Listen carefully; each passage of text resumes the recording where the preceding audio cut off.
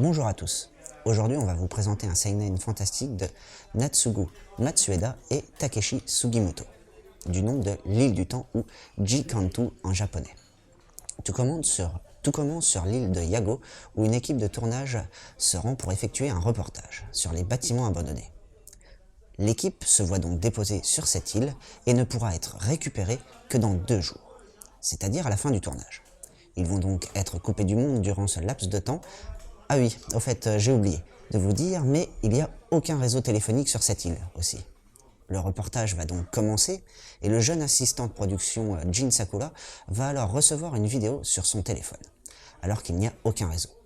Cette vidéo va prétendre venir du futur et prédire la mort de tous les membres de l'expédition. Qui arrivera donc à survivre à cette île maudite surnommée l'île du temps?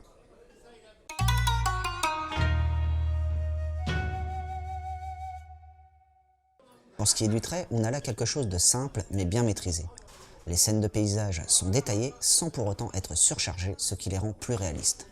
Le fait d'avoir intégré des doubles pages à cet ouvrage permet d'apporter un certain rythme, ce qui rend l'histoire d'autant plus prenante. Le seul petit bémol pour ma part est le fait que les personnages sur certaines cases ne semblent pas intégrer complètement le décor, et on a l'impression qu'ils sont plus posés dessus, ce qui enlève de l'homogénéité à certains dessins. Pour ce qui est du découpage des cases, on a affaire à un découpage simple, mais qui s'imbrique bien dans l'histoire. La couverture, quant à elle, reste sombre et énigmatique, ce qui donne le ton de ce manga.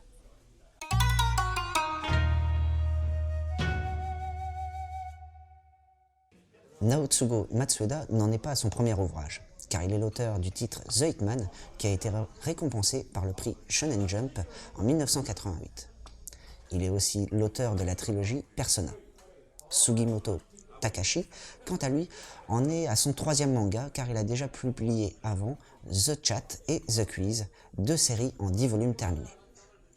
Avec ces 2 noms du manga, on devait s'attendre à quelque chose de plutôt abouti, et c'est le cas d'ailleurs. Le scénario reste somme toute assez classique, mais est très bien amené.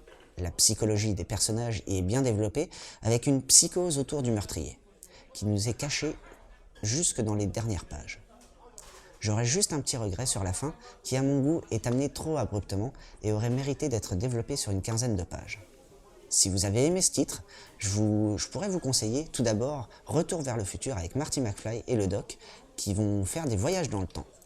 Ce film reste un grand classique du cinéma, donc si vous ne l'avez toujours pas vu, je vous conseille vivement d'aller le voir. Ensuite, la série télé Flash Forward, où le monde entier va découvrir son futur et vivre avec tout ça, tout en sachant ce qui va se passer.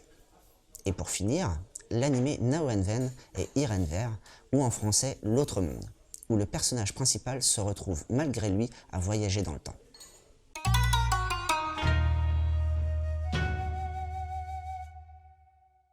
En résumé, l'île du temps est un seinen du dessinateur Natsugu Matsueda et du scénariste Takeshi Sugimoto, où l'on va suivre une équipe de tournage venue faire un reportage sur une île abandonnée.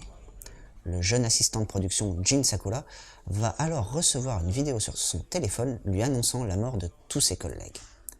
Jin va essayer de sauver tout le monde et ainsi d'empêcher le futur de se réaliser.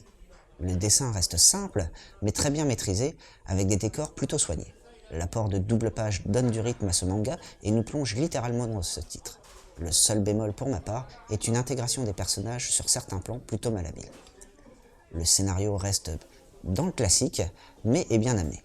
La psychose engendrée par la vidéo monte petit à petit et nous plonge complètement dans ce manga. Le seul regret que j'ai eu est une résolution de tout ce mystère un peu trop rapide à mon goût. C'est un titre que vous retrouverez chez Comico Édition pour le prix de 8,50 €. Sur ce, bonne lecture à tous.